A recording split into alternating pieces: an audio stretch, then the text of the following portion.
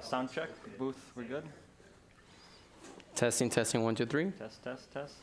Sound from both of us? Good deal. All right. Good morning, everybody. Thank you for joining us. We're going to talk about everyone's favorite topic of software updates. Now with more DDM, I feel like I'm running an infomercial, just sprinkling a little bit extra in there. My name is Bryce Carlson. I'm a product manager at Adigy, and I'm joined today by Manny, Cabrera, one of the solutions architect here at Adigy. And I'm going to start with, when I was making the slides, I found there was this big fact number thing that was in the template, and I found it hilarious. So I came up with some statistics that are made up, but also true. 99% of the devices that you have are in end user hands, not yours, and 100% of those can be a threat vector. And as we've seen with Apple releasing software updates with the rapid security responses, there's a way to solve for that. But obviously, sometimes pushing those out can be a lot of legwork, and there can be some issues with that. So we're going to talk about the ins and outs of pushing down software updates via MDM. How does the protocol work? What is the device actually doing when it's saying I have updates, and then when you're requesting it to do that update? We'll talk about declarative device management with that as well. So everybody knows and loves this icon. When we get the notification badge, we get the cold sweats. We know, oh, great, another update we need to push. But hopefully, the alternate title of this can be Dr. Strangelove and How I Learned to Love System Updates. So for our agenda today, we're going to talk first about MDM updates, what they are, if you're not already familiar, if you're not using them, how they function, and why they are becoming a focal point, if not the de facto. Then we'll talk about what the protocol is actually doing when it's sending that command out. We'll talk about what the end user sees on the device, and then we'll talk about the improvements that Apple's made with declarative device management and what things are there and why they were needed and what that adds to that. Then we'll talk about MDM Watchdog, which is kind of related to all this. It might not make sense now, but by the time we get to the presentation there, and we're talking about some of the pain points that everybody has with updates, that'll kind of tie into it. Then we'll wrap up with Manny kind of talking about another scripted path to do updates outside of MDM if you still want another path for that, and we'll do some question and answer. So system updates via MDM. What are they? Well, it's as the title says, system updates run by MDM commands, but how is that taking place? Well, it's going through a MDM device channel command. So in MDM, there's user channel and there's device channel. User channel would be where you put down a profile or something that's going to be specific to that user. Device channel would be a device command, reboot, etc.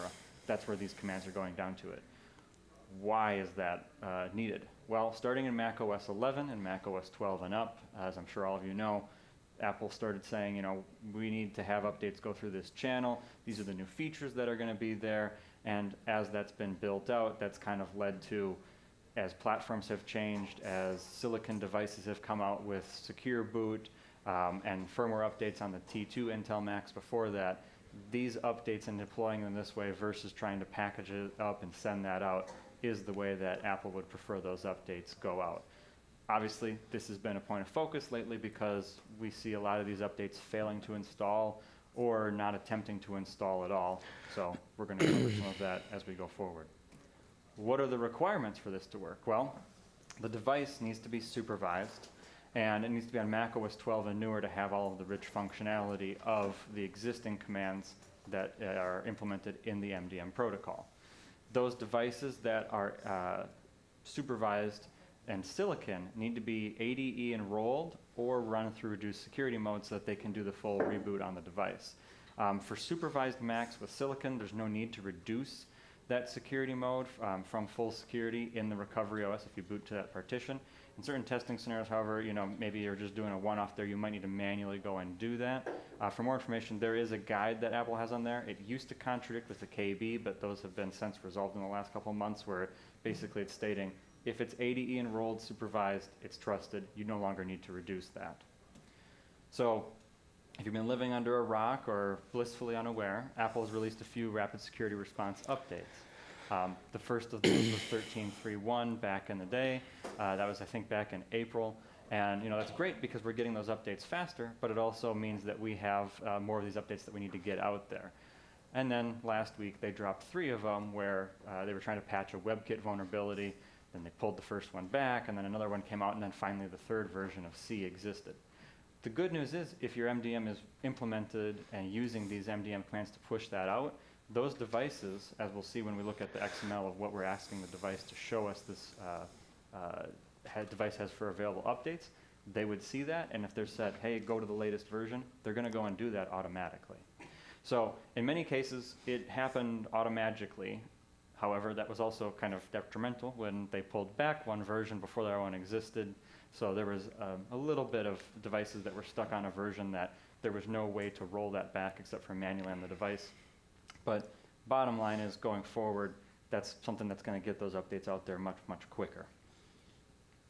So as far as settings and how we're putting that out there so that, and this is going to be different from any other MDM vendor. From each vendor to each vendor, they behave differently, but today we're going to kind of cover what's specific in Adigy. Maybe it applies to yours and not, and then some of this will also be kind of vendor neutral with what the protocol is actually doing. So what we have set in here is it's actually saying, what's the maximum version that you want to push to that device.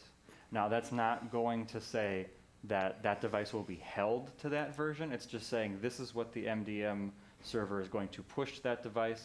Outside of that, you would have to have some deferral method using either the deferral profile or a blocker in place on the device that would stop that from going past it for the end user.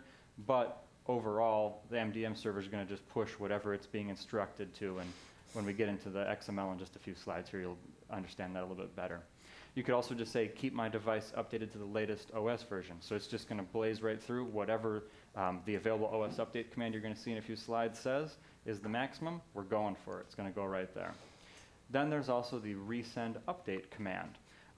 This is something that's actually new as of May, where if the device is has an outstanding update command and that update hasn't changed status, it hasn't completed in the last 24 hours, it's going to resend that command.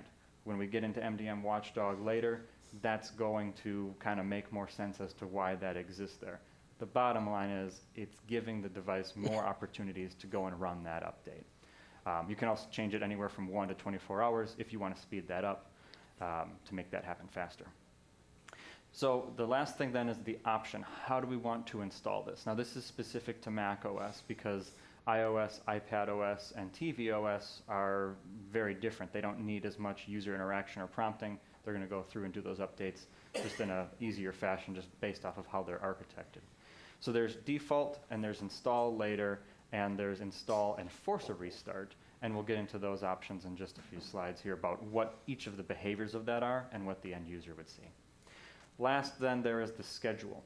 So this is actually where you're going to be setting and saying, on these days, at these times, I am allowing a window of time for the update to go through and run on the device, and that is based off the device time, not the MDM server time. So it'll calculate and say, okay, the device is available after 4 p.m., after business hours. I can go ahead and run the update in that scenario then. So for those for those install action options, the default one, what's going to happen is it's going to download or install that update. Depending on the current state of the device, it then go and run it. If the device maybe doesn't have enough free space or doesn't have a fully charged battery past 50%, it's not going to go ahead and do that. It's going to wait for that scenario to take place.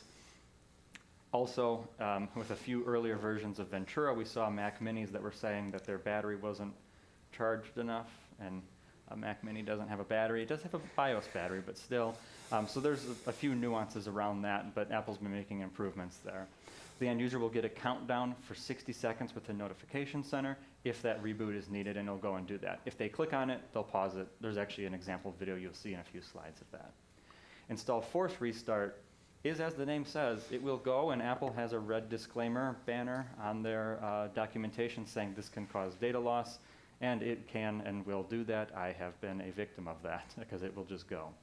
Install later, this is actually giving you the option to have deferrals for the end user. So it's going to pop up and say, hey, there's an update available. Do you want to pick a time to run that now, or do you want to run it later? And then there's also a variable you can set within there of how many days are you going to allow that, or how many times are you going to allow them to defer that. And when that timer runs out, that's going to then go ahead and run and do that. So in the XML command itself, and this is the same across any of the vendors that are using the OS update framework from MDM. They're going to go out, they're going to poll the device, and they're going to say, hey, what are the available OS update commands that you have? And what they're going to get back is this response. And this is the full XML, and I know it might be kind of small on the slide, so here's a blown up version of the component that we really care about. What it's going to come back and it's going to say, I have this update, which is this build, it's this big, it's this version, and it's going to say all the different components about it. What we care about that is the product key, the build, and the OS name and version. Because those components are what we're then looking at based off of that setting you saw in the policy, or however your MDM is looking at that, and we're saying, we want to go and schedule that then. So we're going to send out to the device a schedule OS update command, and that's going to go and say, I want to do an install action of default. I want to install this product key in this version, and it's going to go and do that on the device. What that looks like to the end user, on the left, you have the default, or not the default, you have the install later where they can pick an option, and you'll see there that, oh, I have 3 more deferrals available there. So I could say I want to defer that again, try again, remind me tomorrow, or install it now. The default option where it's going to just automatically say, hey, you have an update, 60 seconds from now your computer is going to update and do it, is what's on the right there. It's going to pop up. If you click on it, like I do in the video there, it's going to bring up system preferences and pause that process if they can't have that go for whatever reason. Now, that's good, but it's not great, because when users get that pop-up, they might not see it, they might not click on it before it reboots. If they are in a Zoom call or something where they're in a presentation mode, it will pause that, but that's not always the case of what they're working on. So Apple made some improvements, and that's where declarative device management comes in. Declarative device management was first introduced in WWDC 2021, and then improved upon and added to in 2022. And now, kind of like we've seen with a lot of things from Apple, in that 3rd year, they've added more to it, and it's getting more mainstream. Nothing's necessary from an administration standpoint right now. Everything that's included with it will just be enabled if your vendor for your MDM has those things turned on, and it'll just look at the existing MDM enrollment and enable those things for declarative. So why is declarative important? Well, it's allowing these devices to apply different things for management logic on the device without any prompting from the server. It's asynchronous. It can send those things to it, and the device can do some of those things on its own without a need for it to poll it, because you could say, I want to do this action for this update, and we'll actually show an example in just a few slides. So it's the way forward for device management, but it's not necessarily going to replace it. So I guess a question for you, Manny, what would you need to do for those devices that you want to get declarative on? Basically, just make sure they have enroll in MDM. We want to make sure that the first step is making sure that they have an actual MDM configuration installed on the device and be able to do this. So this process is already implemented into the MDM capabilities itself. So it's very seamless for both the end user and the admin using the MDM capabilities with DDM. And it's not like it's looking for any specific type of enrollment. It's just saying if it's enrolled, you'll get these features that you already have. Correct. So as long as the device is enrolled in MDM, it will automatically get that as long as the MDM vendor supports it, right?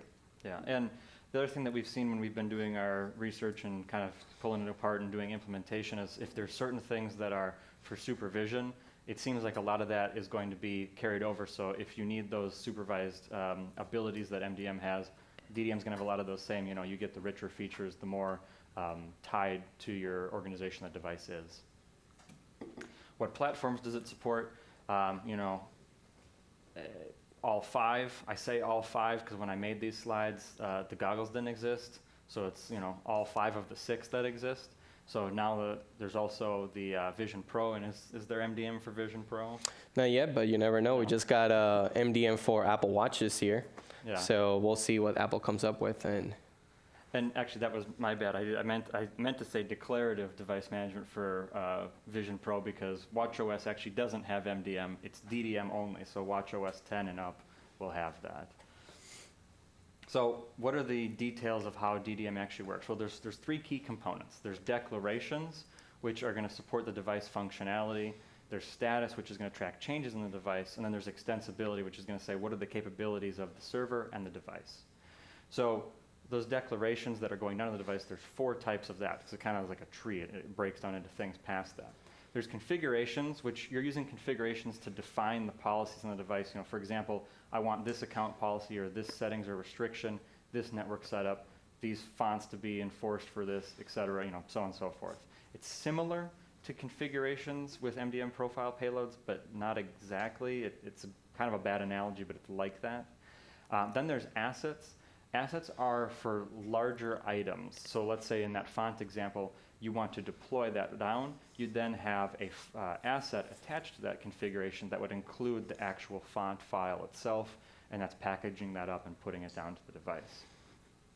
Activations, you're using that to apply logic to your configurations. So you'd specify an activation of, say, I want to go and activate this feature that is set from this configuration, and that's going to apply it to the device, and then all the different systems that configuration is set to tap into.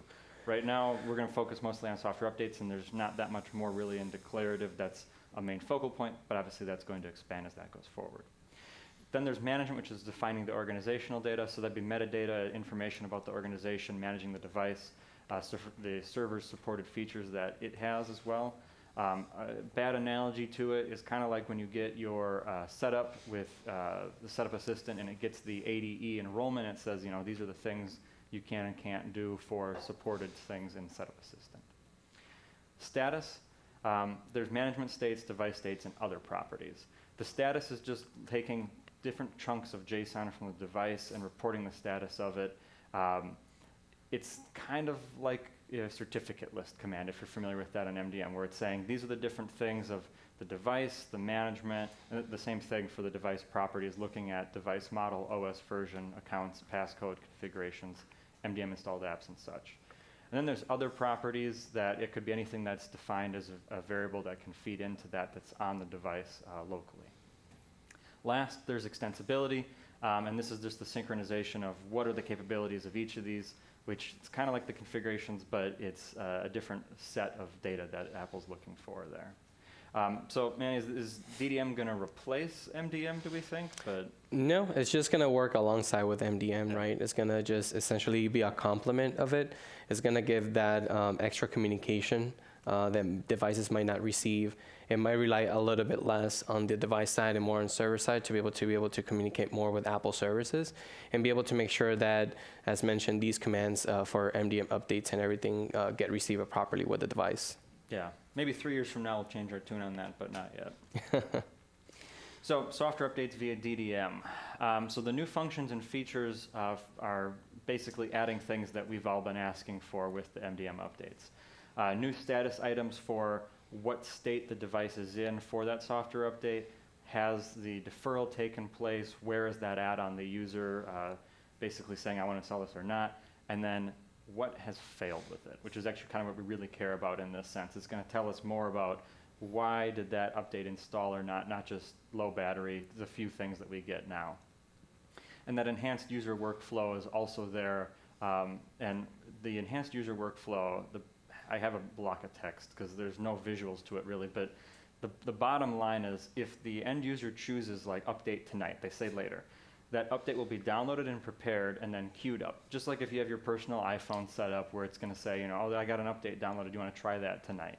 So they'll be given that option. If the user doesn't immediately trigger the update, then software update will post an available update notification every day for them until they possibly go through and do that. On macOS, the user has the option to choose install again or try tonight. If they don't do that, because they're not going to, they want to put it off as long as possible, 24 hours before the deadline, that will appear again in Notification Center, and it will ignore Do Not Disturb. 1 hour before the deadline, that a notification will appear every 30 minutes and then every 10 minutes. So it's just hopefully getting that in front of the user more versus now where it pops up, they dismiss it and they kind of ignore it or they never go into Notification Center or there's something covering it. So it's just getting that in front of the user more to help get that kicked off. If the deadline is missed when the user restarts the device next, software update will post a notification telling them the update is past due and it will be tried within the next hour. There's a similar experience for iOS and iPadOS, but again, it's not as much of a concern with those because there's not application states and things that are open that would be ruined by just having it force restart and go through.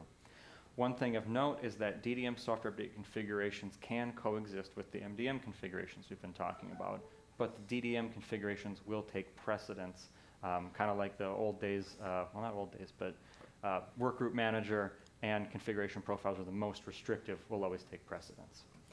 These are out on Apple's site right now. Some of them are in beta. There's not that much for examples on it. It's kind of trial and error to kind of pull down the data and figure out and pull that apart what's in there.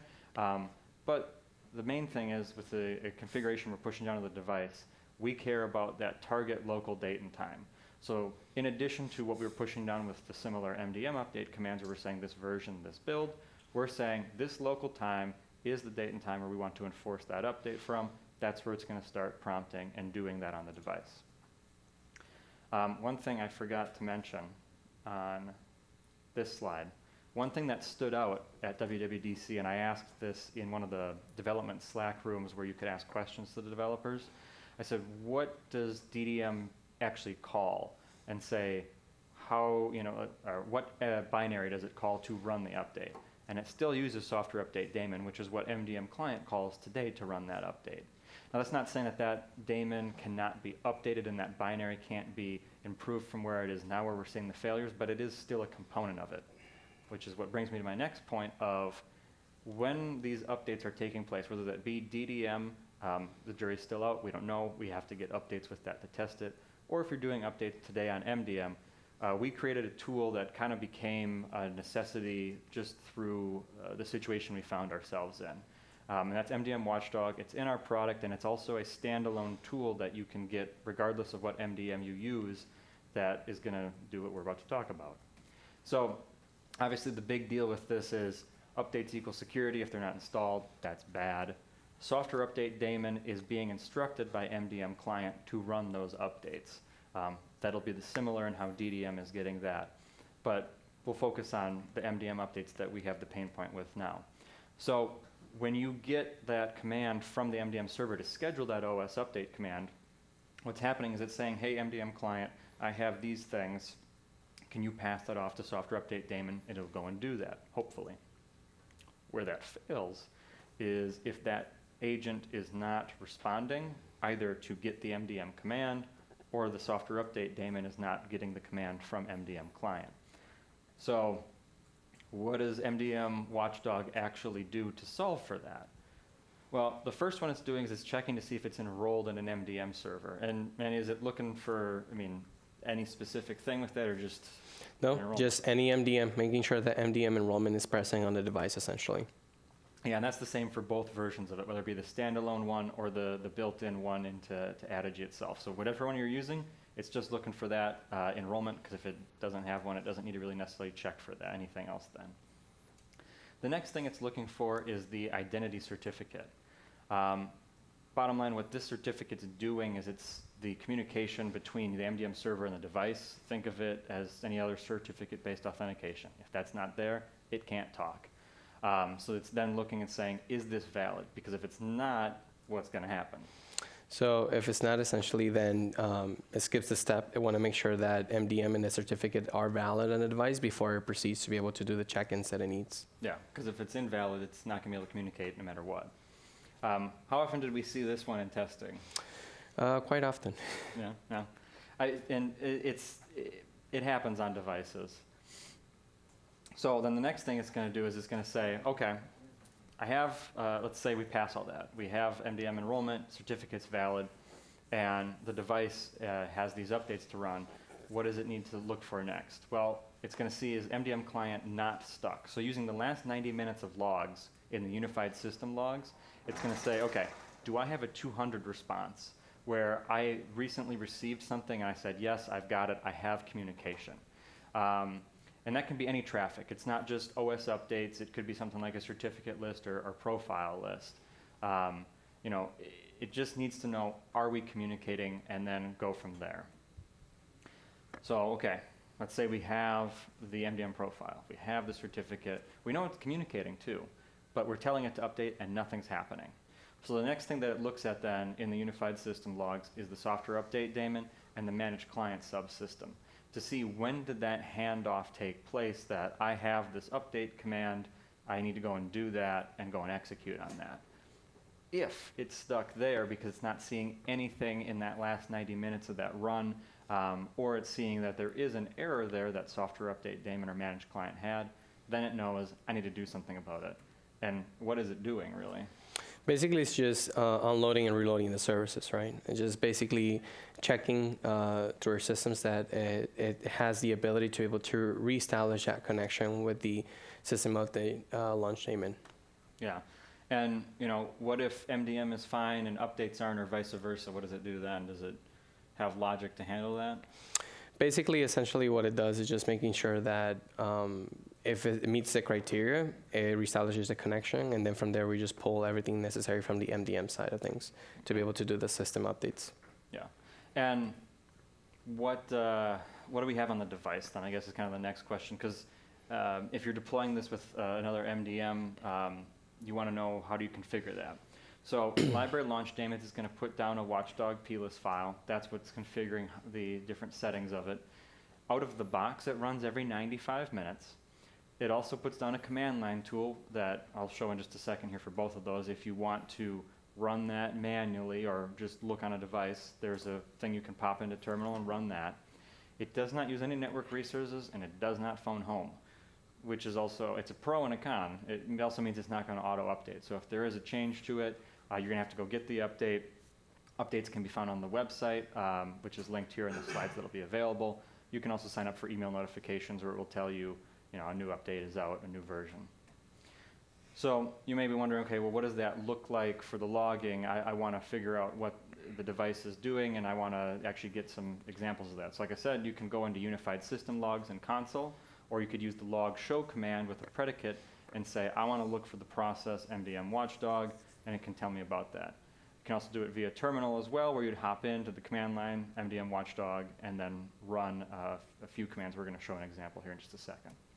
So a blown up example of what that looks like in console in the unified system logs. It's basically saying, okay, these are the things I know about the device. This is on a virtual machine I spun up that wasn't enrolled. I just installed it and pulled some logs down from it, so I had an example.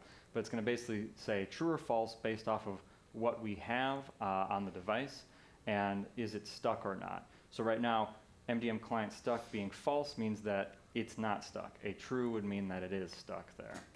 There is a bunch of different things within that. You can run a few different commands to get different pieces of information from that, but the main one to care about is running diagnose. So running diagnose will spit back the specific results for each of those 4 things that it's checking to know if it's stuck or not. This is kind of important from a number of reasons. If you're using another MDM, maybe you just want to VNC in or ARD into the device, SSH in, just run it, see why is this device stuck, you can do that. Additionally, if you're using Jamf or another MDM that you can build in a custom inventory item or custom fact extension attribute, you could use that diagnose flag and parse back what the result from this is, so you'd know based off of when your recon or your inventory runs, is that device stuck or not, or what is the state of the updates on the device. So a quick breakdown on that. Like I said, every 95 minutes for the standalone.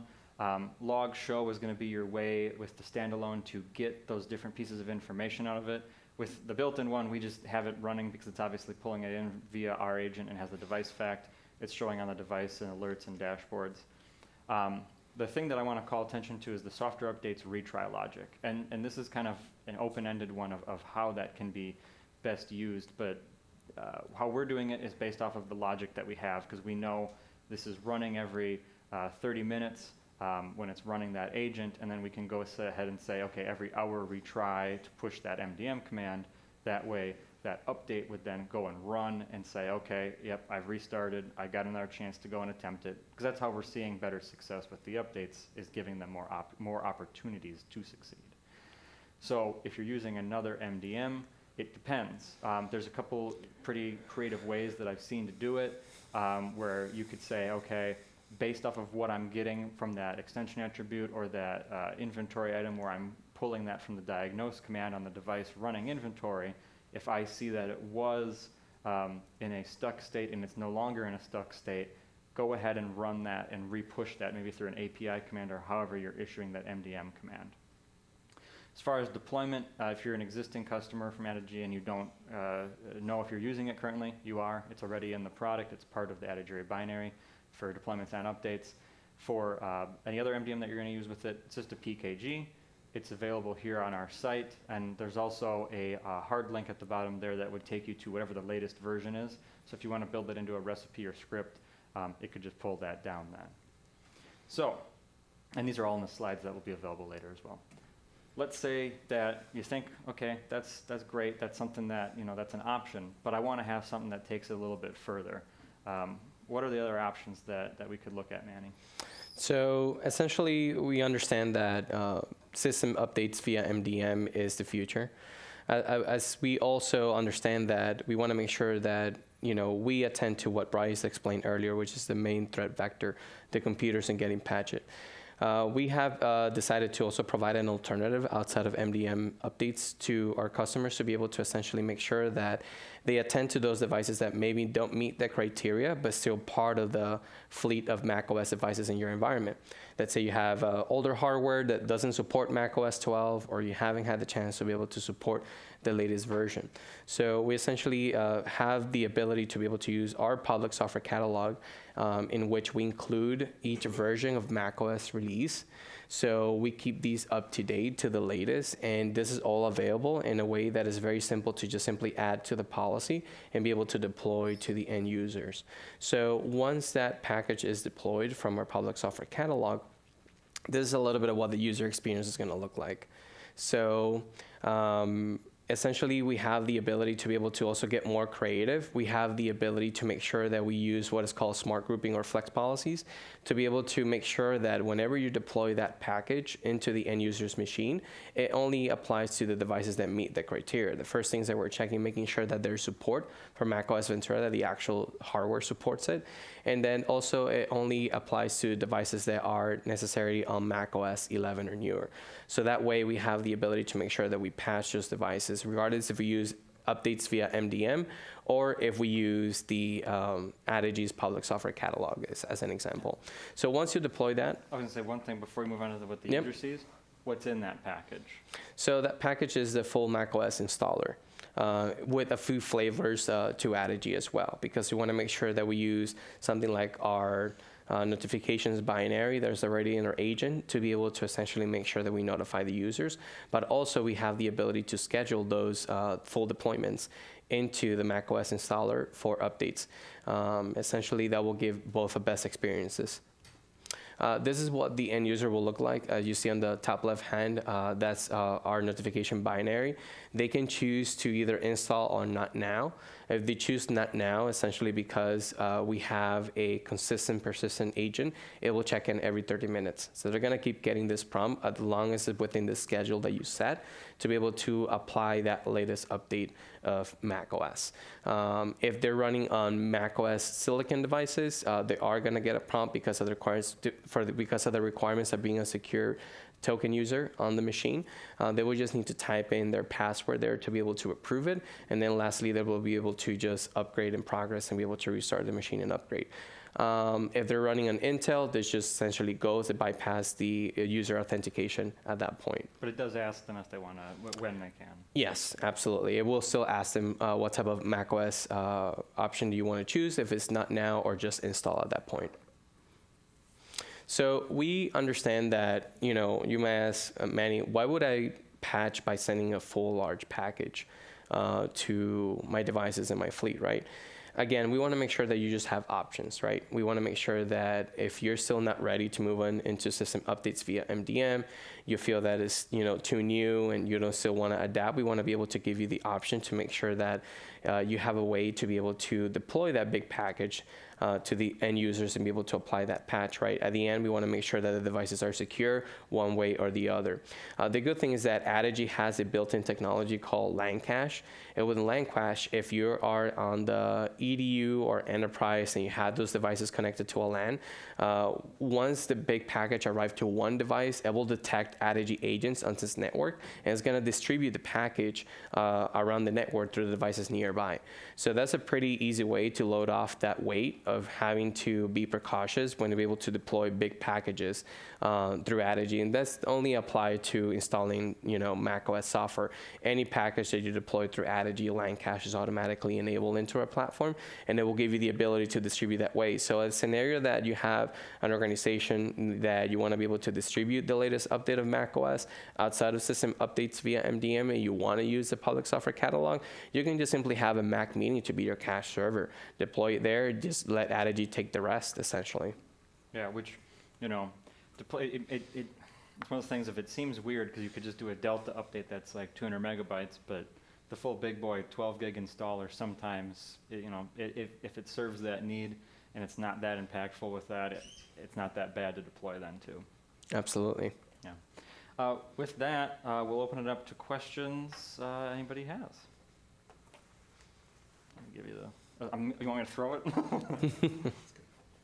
With regard to the LAN cache with Adigy, does that replace setting up a cache server? No, that's just for the packages like so when Manny was talking about the package that you put in here, so this is like in whatever you're using today, if they have a public software catalog where you're picking it out or a recipe, it's for those packages specifically that's doing the LAN cache.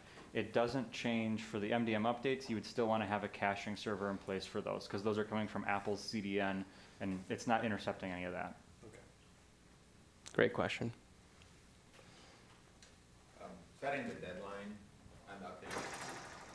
Yeah. Setting the deadline on the updates, is that just Adigy or is that any MDM? I don't. I'll be honest. I've heard of that a couple sessions, but I didn't know if it was like specific to. Oh, so like in the DDM one? Yeah. So that deadline within DDM, that could be any vendor as long as they support sending that value. It's just a variable you're filling in the DDM protocol. As far as the in here where you'd actually be sending the schedule OS update, where you're saying, where's my install options? Gotta remember. Oh yeah. So this schedule. This is just ours, and this is actually a cron job that's running on the back end that's saying we need to go and schedule these at this time to push it out for that device because we know where that device is at. And then it's pushing these, which are the install action options, which these today in MDM don't have a time limit. It's just when the device receives it. The only thing that's time limit, so to say, related is an install later where you can define I want to give them 1, 2, 3, 4, 5 deferrals.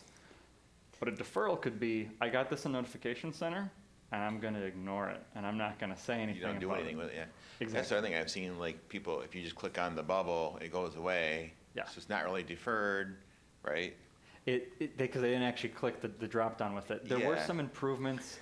macOS 13.4 Beta 2 made it a little bit more persistent.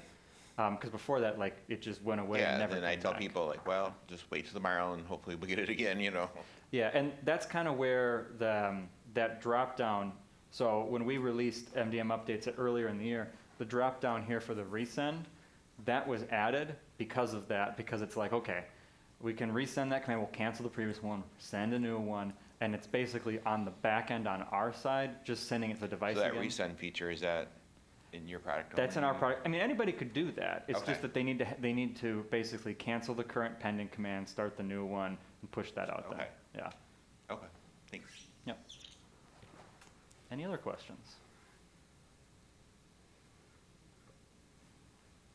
I know we're between everybody and lunch.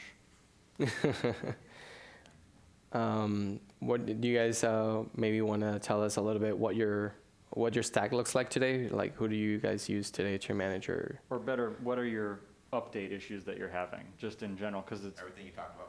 okay. Do you have more samples of the declarative device management? Like, how do you configure that? I'm sorry, to make sure you get. Oh, I'm sorry.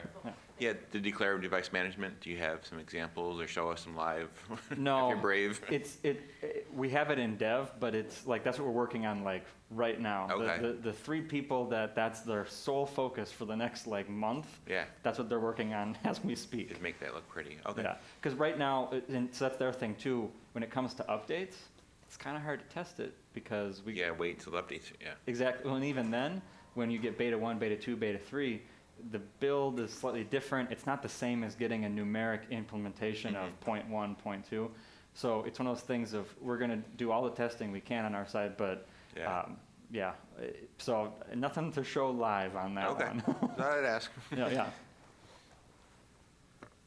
That said, what I could do here, pull one thing up. And we can talk after the session too. I got to get logged in here, and I turned off my Wi-Fi to get notifications, but I can show you some of the stuff for like the device side of what it is today with MDM, where you'd go and sign it per device with that. Any other questions? All right. Please, stop by. We're doing an AirPod giveaway. That's at 12:15. We also have some Yes. goodies here. We have some water bottles, some Some shirts, back scratchers. Want to make sure that, Adity has your back. Extendable back scratcher. Yeah, so feel free to come to us. Want to make sure that, we keep this communication. Feel free to reach out to us, and if you guys need anything, and very much thank you for being here with us. Yeah, thank you.